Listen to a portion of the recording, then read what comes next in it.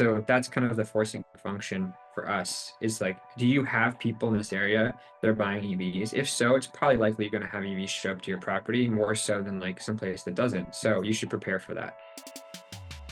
Welcome to Multifamily Insights. I'm your host, John Casman, and I want to thank you for joining us for another great episode. If you are getting some great value from this show, you already know what to do. Tell us about it. Leave us that rating and review. We'd love to hear from you because it helps us make the show better for your investing needs. But if this is your first time listening, make sure you hit that follow or subscribe button if you like what you hear. We've got a great show today. We're going to be talking to Nicholas Johnson. They say you're the average of the 5 people you spend the most time with. So if you want to grow as a multifamily investor, you have to spend more time with other multifamily investors. And an easy way to do that is to join our apartment investing mastermind group today. Just go to casmancapital.com and click on the mastermind button. Now, as a part of this group, you'll get access to expert trainings, group coaching calls, industry news and updates, as well as all of our webinars and workshops, including our 3-hour workshop on raising capital. Again, if you want to be around other multifamily investors that can help you scale your portfolio today and grow your network, make sure you're a part of the Apartment Investing Mastermind. Just go to casmancapital.com and click on the mastermind button today. Now, Nicholas Johnson is the CEO of Orange Charger, an EV charging and energy management solution firm for multifamily homes. Now, he is passionate about enabling humans to live carbon neutral lives without compromising lifestyle. Before starting Orange, he built AI software to optimize traffic signals to reduce congestion. Now, he started his career at Tesla as an electrical design engineer, bringing the Model 3 thermal designs to market. Let's welcome to the show, Nicholas Johnson. Yeah, thanks for the time and pleasure to be here. Absolutely. Nicholas, great to have you on. I went over your bio at a very high level. Why don't you take 2 minutes and fill in some of those gaps? No, I like your cliff notes. There's not much more to add there. I'm still pretty young, so my career is not that tattered with 2 minutes worth of info. But yeah, I guess the kind of at it. So out of college, I'm a Silicon Valley kid through and through, grew up here. So was really adamant about working on Model 3, generally believed, and it hasn't disappointed that it would change the automotive landscape if we could prove that electric vehicles could compete with, the BMW 3 Series and the Camrys and Accords that most people drove. So I went to work there and worked with an amazing team on thermal, bringing, what became the Model 3 to market. And during that time, worked with another engineer and we decided that there was a better way to manage traffic lights. I think we've all had that terrible experience. It was just going from like one red light to the next. And we're like, why? Like, why is this still so bad in 2024? We can send like, this web call moving, gigabits of data around, yet I can't get traffic lights to sync. So we spent a few months writing an NSF grant around connecting vehicles to infrastructure. And we received it. And in the fine print, it said you had to quit your job. And so we were like, I guess we got to quit our jobs. So we quit our job and started 6 months on an NSF, basically SBIR grant. And we didn't have any thoughts it would actually work out.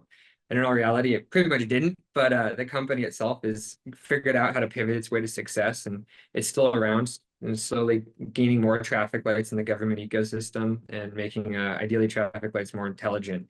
And then in 2020, some of those investors kind of posed this opportunity to me.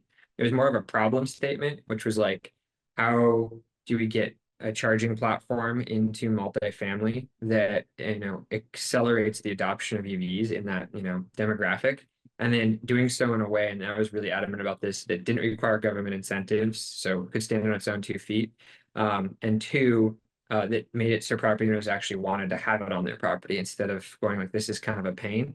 I'm losing money on it. It's a distraction. It's not my core business. It's something like we used to joke like no properties ever had to put a gas station on their multifamily, and now they're kind of being asked to put gas stations on their multifamily properties.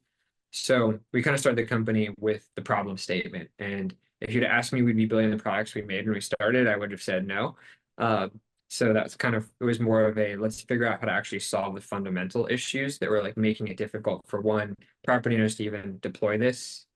Impact on the grid. We have like an energy scarcity problem. Everybody that's owned a multifamily property knows like your grid connection is kind of fixed, and getting that upgraded can be extremely expensive and time consuming. And that's a big like limiting factor to how many cars you can charge when you're thinking about energy in a building. So a lot of the things we've worked on is like power management, utilizing energy more effectively, And then really last piece is we wanted to make a ROI model that made property owners go, yeah, this is actually great to have on my property. I make, an extra few $1,000s a year, or in some cases we have properties that will make like $80,000 in revenue from charging, just because they have so many drivers on that one property. So it really depends on scale, but when you look at it, it's like they're kind of unlocking a new revenue stream.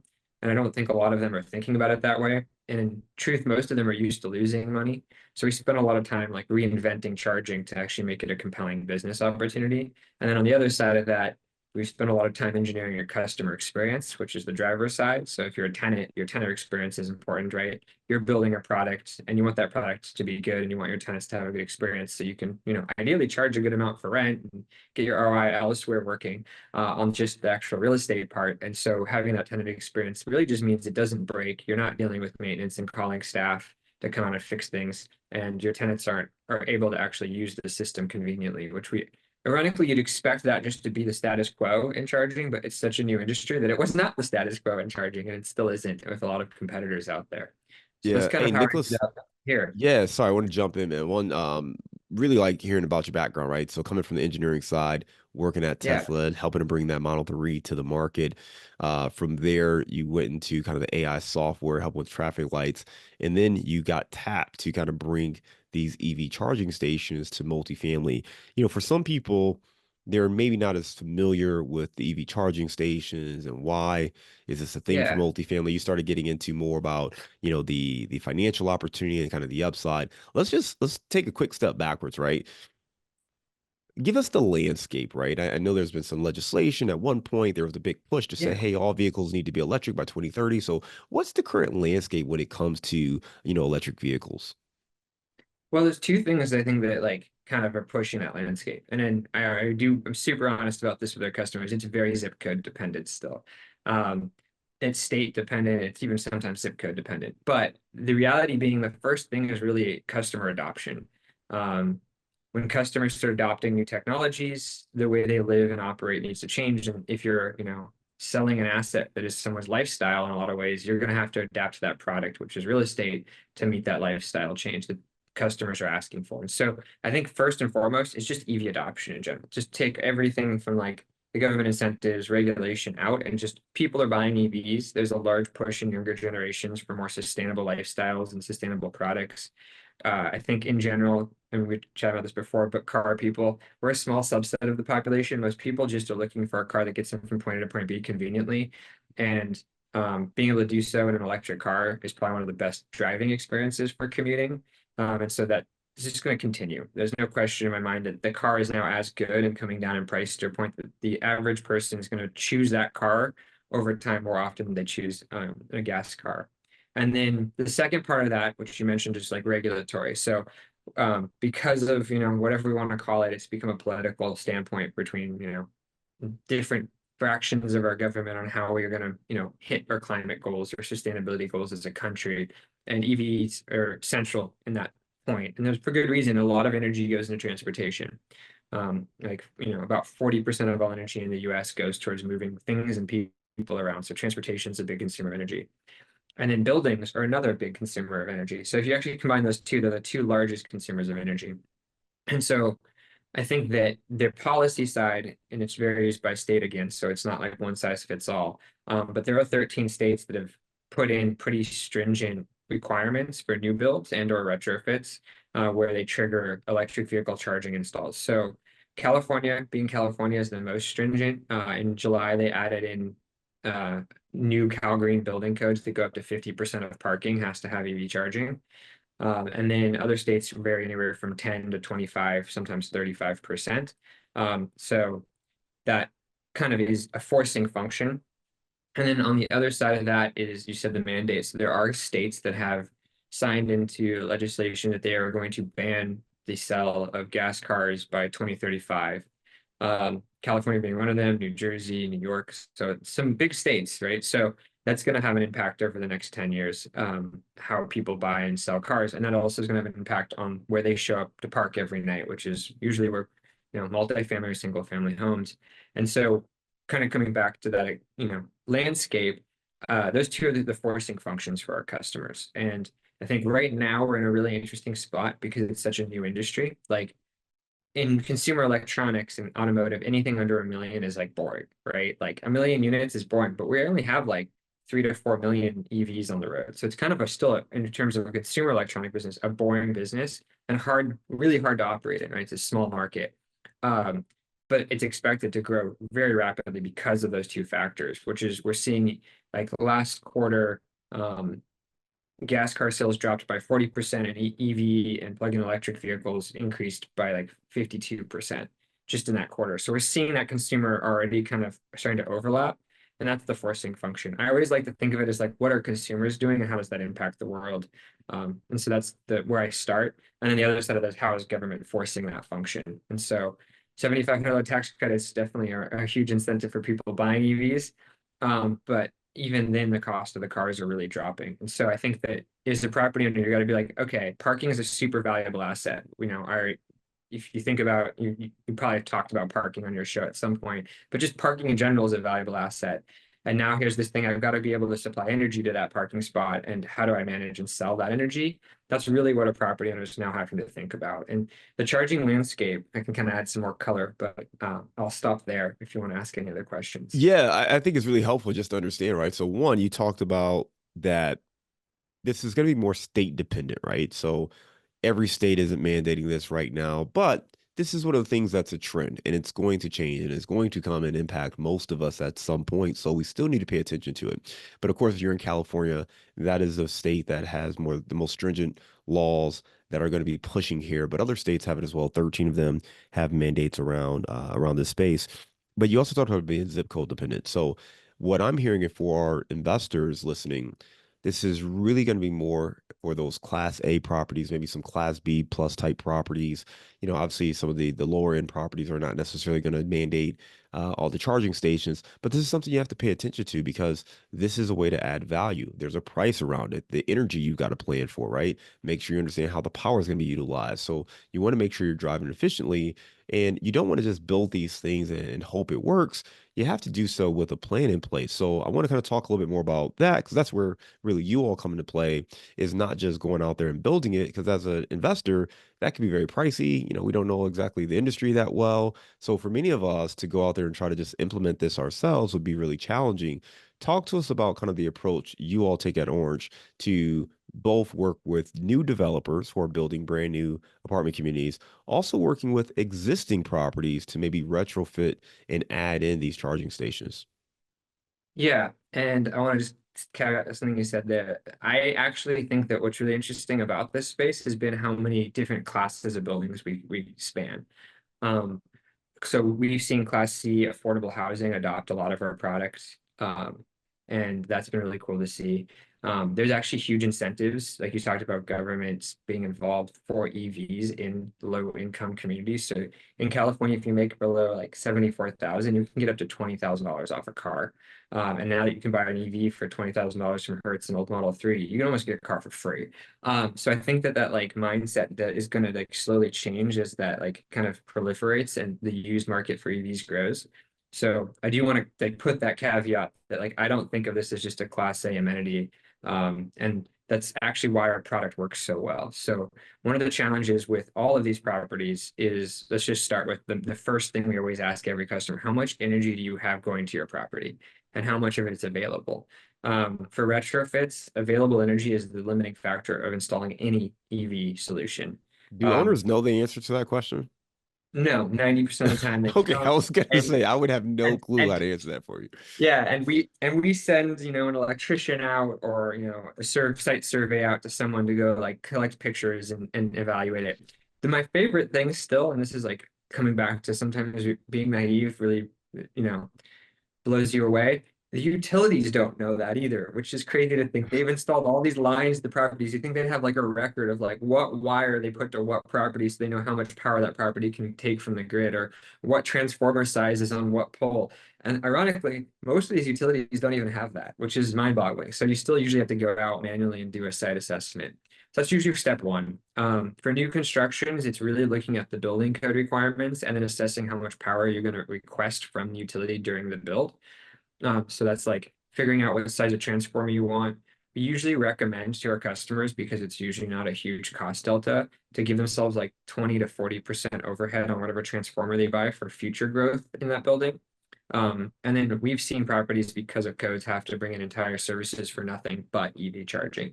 And so we basically, step one is assess how do we get the power to the building? That's step one.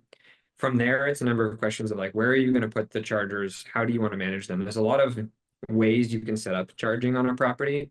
You could have shared charging, which we kind of don't love at Orange, but it's a pretty common one that we've seen done by most companies. Install 10 chargers, call it a day, and that works for a few years. And then the other one is, how do you get charging to as many parking spots as possible so that you can upsell that parking spot almost, right? If I have parking as an amenity and I want to charge more for a parking spot that has EV charging, you can usually do that. And then being able to collect and manage the electricity cost is the next key. So obviously, normally you're not running a circuit from every single unit's electrical box back to that person's parking spot. There's downsides to that. One is just the complexity of the actual infrastructure, and two, is the inflexibility. The nice part is you don't need a software solution to manage it. That's where kind of Orange really does come in. So that software solution allows us to manage payments between drivers. So step two is figuring out how they want to set it up. If they want to, do shared charging, if they have assigned parking, all those things kind of matter. And then once we do that, we usually recommend kind of a mix between our outlet-based solution, which we'll dive a little bit more into because it's very different than everything else in the industry, and some of our level 2 chargers that are more traditional than what people think of as a charger because of good marketing from other companies. But the reality being that both of them are just there to provide energy to a car. And so that's the next thing, is how you're going to manage energy. So then that's the next challenge you should always ask is, how much am I going to have to pay per month for these chargers to be on my property? A lot of charging companies have a monthly fee. And we don't, because we want our customers to install as many chargers day one as possible, because we started realizing we were doing turnkey installs and implementation that we were seeing customers go, oh, I don't want that many chargers day one because I don't think I'll have that many drivers. The downside to that is it's the same amount of effort and cost, right, to do the permitting, to do all this work. So might as well get as many chargers day one on the property and future proof it for a while. With then try to like optimize for recurring revenue. So we use a usage-based model, and we just charge per kilowatt hour. So if no one on your property uses charging, you don't pay anything. And ideally, we always pay the customer. They should never be paying us. It's a great way to keep customers happy too. If they never feel like they're paying you, they're going to like you more, as we realized. But so the way our platform works for payments is we collect the energy cost, you mark it up or however you want in our software. We do have recommendations and some guardrails, but the property owner can set it up to meet the business model they want for the cost of energy the driver pays. And then the driver just pays that energy through our platform. We charge them every month and then reimburse the property owner. So that's the whole system from start to finish. Obviously, there's some nuance in there. Anytime you do infrastructure, you have electricians you have to hire. If there's trenching involved, the construction crew. So every property is not the same, but the same general steps. And then Yeah. obviously, you've probably dealt with cities. Cities permitting can always be a challenge.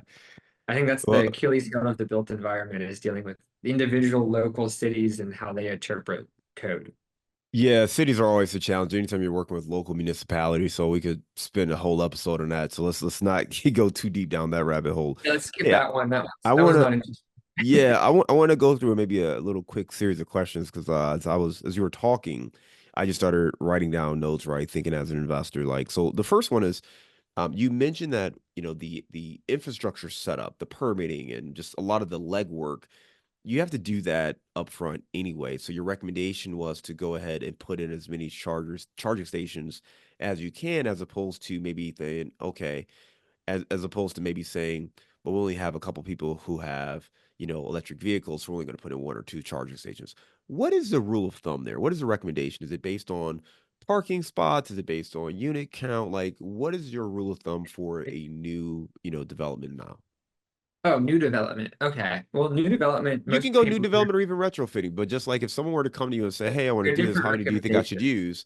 use? How Yeah. many stations do I need?" What's your response there? So retrofits, it's as many as they can support with the electrical capacity they have to the building without triggering a service upgrade.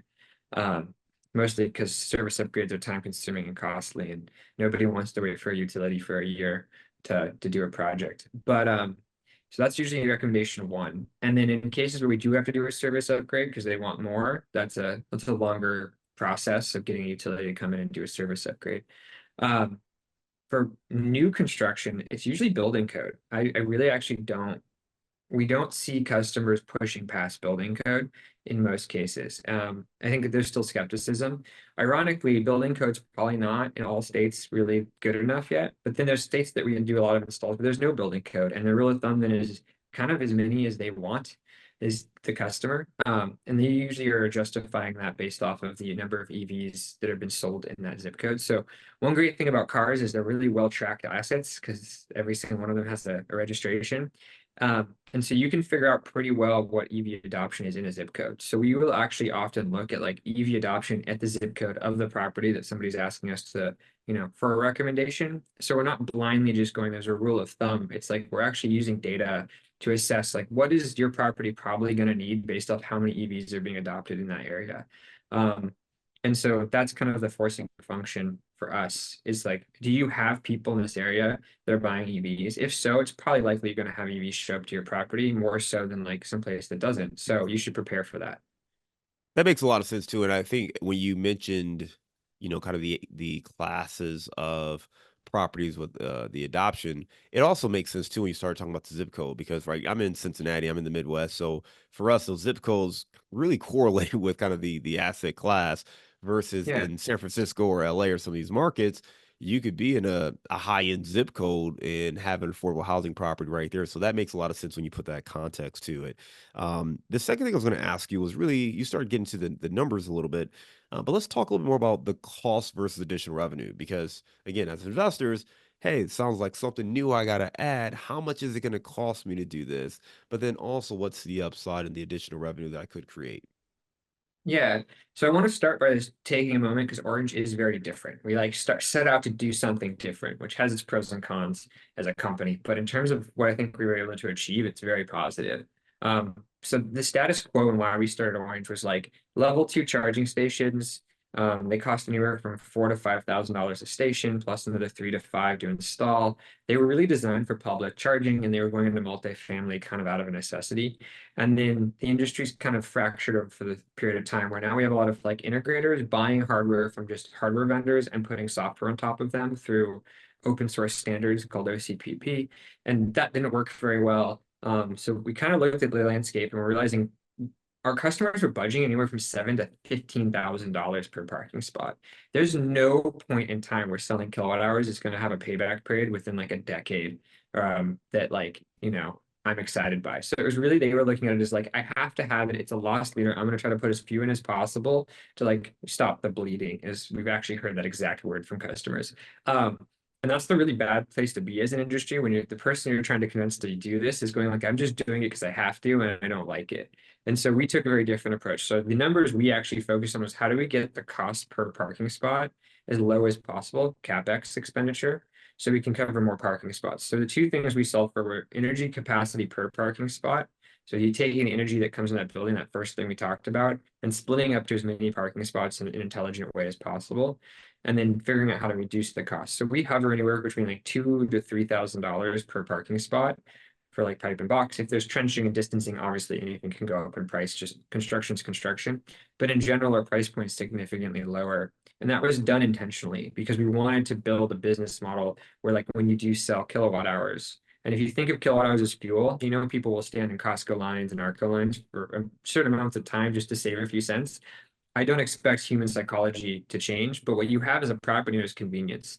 If I own an EV and I don't have charging at home, I have to go rely on public chargers. I have to go use DC fast chargers. So there's now a chore in my life. When it's at my house and everybody that we know owns EVs here has charging at home, it's becomes no longer a chore to own an EV. It's actually the best experience ever. I've never had to think about waking up in the morning and go, dang, I didn't get gas. I'm late for my meeting. I got to stop at a gas station. Like my car's fully charged every morning. And so that convenience has value. And so we realized we can bring that convenience in, kind of have some margin on electricity as the commodity we're selling or the property is enabled by us to sell. And then there's margin there. And so there's actually a business model with ROI and obviously it varies because there's, always every time you do any infrastructure, there's some unknown costs and stuff, but our average is about $3,000 per parking spot, which is a lot less than 7 to 10. We've seen as high as 15, with a lot of competitors in the space. So that was really actually focused on the business model. And I can actually share the business model we have for property owners with you, after this. It's like you basically have your inputs, how many parking spots you have, how much you pay on average for energy, how much you think you can charge a driver, and we have recommendations for that. How many drivers you think you'll have day one, and then we assume adoption over 10 years. So we assume that you're not going to have, if you put 100 chargers and 100 people day one, which has been really interesting, just to caveat that adoption. If you market charging, we found that people actually end up showing up with charging, and or people that already live there sometimes go buy EVs because they're like, oh, now I'm charging at this property. Let me go buy an EV and save myself gas money. And that's happened more often. So it actually induces demand almost by having charging on your It property. makes sense because I mean that's probably the biggest drawback for most people, especially if you travel locally, right? If you're most of the time you drive, it's around the city. It's like, well, where am I going to charge this thing? So if you have it there at your home, which is again, if you're at an apartment, then that's your home. That makes it a little bit easier to answer that question. That makes so much sense.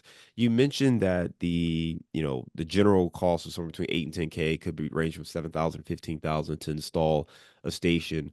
Working with Orange, that costs more than $3,000 to $4,000 range. What about the revenue side? I know you mentioned there's a revenue share, revenue component to it, but what would you be looking to create or make, whether it be on an annual basis per station or over that 10-year period? Yeah. Again, it varies because cost of energy varies so much across this country. Like in California, we have high energy costs, other states have low energy costs. So you do have to account for energy cost. Um, but in general, we see, let me just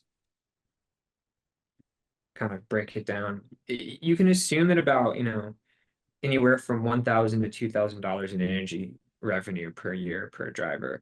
If you think about gas, people spend anywhere from 5 to 6K a year on gas for about 14,000 miles driven. We've seen that go down because of fuel efficiency a bit with like Priuses and plug-in hybrids, but in general, people spend a lot on their fuel.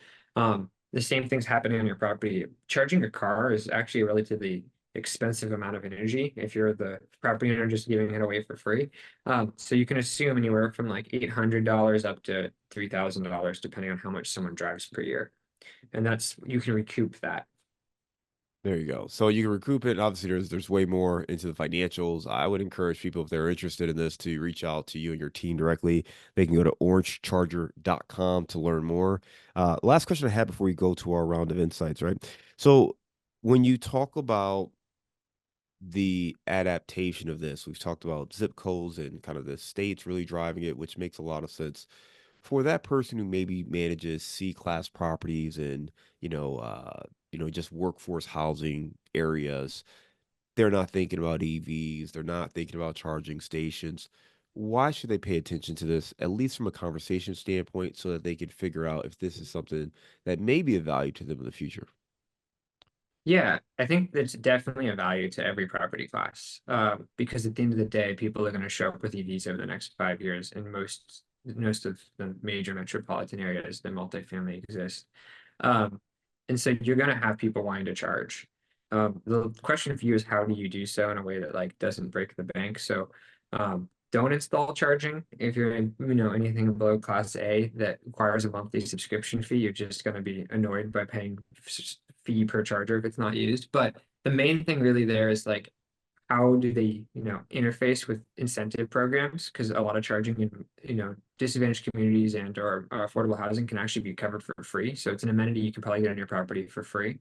Um, and that's a big win in my opinion. And then two, we were talking earlier, but EV drivers in those demographics actually have a lot of incentives in a lot of states to get cars for free and they don't know about it. So educating your tenants on like that they could drive an EV and if you put charging there, that's a great way to kind of build a resilient community where people aren't going to leave you. You have a competitive advantage, and if they know they can charge there, it builds a habit. But the main thing is like for them to start thinking about it. We've done a lot of affordable housing installs. We worked with affordable housing companies that do a lot of installs, and a lot of their installs are covered by government incentives. And then a lot of the drivers that actually ended up buying EVs there get really great deals on cars. So there's definitely a push across the country to get people into EVs. Obviously, that was the political side we were talking about earlier, for better or for worse. And but if it's there, take advantage of it. You'd be a fool not to. So definitely look into it. And then the other side is, regardless, I think you're going to see it come into your property in the next 10 years. EV adoption is becoming the mainstream. And so if you look at like the number of EVs sold per quarter, out of total new cars sold, it's growing, and it will probably in the next 2 to 3 years surpass traditional gas cars. And that's going to make an impact because those cars are going to become used cars. And then those used cars are going to end up on your Class B and C properties. So it's not something that's too far away, regardless of who you are. Yeah, I love that. That's a great point, right? Those new cars become used cars, just like new apartments become B class and C class apartments. So Yeah. it's something you got to pay attention to because this is coming down the pipeline. So definitely make sure you're aware. Again, if you want to learn more, check out orangecharger.com. Right now, we're going to go to our round of insights. Nicholas, give me a failure or an apparent failure that set you up for later success. Ooh, that's a good one. Man, I've had a few that are actually like kind of funny to think about. Ironically, we joke Silicon Valley, you fail up. So I mean, honestly, most of the time my failures are more of I didn't know what I was getting into, and it was in over my head. So kind of examples of that. Leaving my last company was definitely difficult to start this one, and picking people was difficult. So I've gone through a fair share of people I've worked with over the years that haven't always worked out, but it's usually always set me up for somebody else to come in my life who's better. Kind of coming back to your Class A and B, people are similar. There's Class A people and Class B people. It's the world of hiring, and so it's definitely rough, but I've definitely found that I've surrounded myself with more and more Class A people as I let those Class B people go. But God forbid, it's terrifying having somebody you're relying on so heavily in starting businesses leave you, or have a bad relationship because of it. Give me a digital, excuse me. Give me a digital or mobile resource you recommend for your business. Okay, so I guess, can we be more specific? Yeah, is there an app? Is there a website? Is there just another resource that you really like to stay on top of the industry, or anything that might be helpful for our listeners? Yeah, I think for EV charging, there's so many publications coming out and there's so much news. So we definitely have paid pretty close attention to that industry, but as a property owner, I think that's the wrong place to spend your time. So I wouldn't recommend that. If you're not in the EV charging space, I won't recommend those. But in general, like tools we use a lot. I think Notion has been a great tool for running a business. It's relatively new and it's a great way to communicate, pretty powerful. And so you can probably manage a portfolio just like we manage our business, with like wikis internally, checklists, communication, notes, stuff that you need to kind of build ops. Real estate's an ops business at the end of the day. So I think that's a really powerful tool we use here to kind of streamline some of our operations. And then the tool I think that's been like, I know this seems weird, I think like educational tools are really valuable. And so if you want to learn new skills, I definitely recommend like Udemy or Udacity for like engineering skills, probably more so. But always try to find websites where you can learn skills, whether it's like podcasts like this. But I think like that's the most valuable thing in a business, is investing in your people and yourself. So anytime you can learn something new that allows you to do something more efficiently or take a different perspective, that's something we look for. So I wouldn't say it's any particular app. Depends very much so on what you're doing. But if you can find those resources, that's super valuable. You mentioned education and investing in yourself. Give me the book you've recommended or gifted the most in the last year. That's a good question. So we require everyone here at the company to read a book called The Grid when they join. It's a book about the way our energy system works and how it became the way it is. And it's actually really interesting because we take the grid for granted. Obviously, we're an EV charging company, and so energy is a big part of our ethos. As a built environment, you're kind of reliant on energy. So something we didn't talk about this podcast, but EV charging is only the tip of the iceberg, right, for sustainable buildings. It's like allowing people to drive and bring transportation into the grid sustainably. But a lot of our customers are also being asked to put in electric stoves and remove natural gas appliances. So in New York and California, there's like a pretty big push to remove natural gas appliances. So the grid's a really interesting read because I think as a building owner, you're going to see more and more requirements around how energy is going to change over the next 10 years. We can blame transportation for this as it electrifies. It's going to put strain on the grid. It's going to change the way the grid operates, and how we think about the grid. And so that's a book I recommend for anybody who's interested in energy. And it's a really palatable book. It's not super technical, and it's been around a while. So it gives you an idea of like, how did the grid form? Why is the grid the way it is? Why do we have these giant national grids and government regulated organizations? And so it's a really interesting play. And what I like about it is it looks at how technology that's starting to finally evolve is going to change the way that grid operates. Give me a daily habit that helps you stay focused on your goals. Um, so one's just taking some time to meditate every morning and just like wake up and don't look at your phone. Just like take a breather and think about your day. The other one is being able to like go through and plan. So I think planning has been one of the best things I've been able to do to help me hit my goals. And so I have an assistant who helps manage my calendar, and every day we go through and try to figure out how to optimize.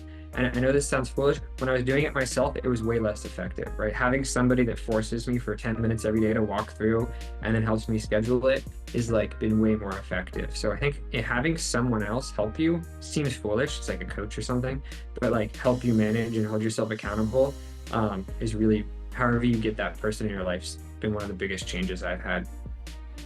Give me your number one insight for investing in EV stations. Yeah. Well, buy orange. That's simple. If you're not buying us, you're buying the wrong thing. I truly, actually, genuinely believe that.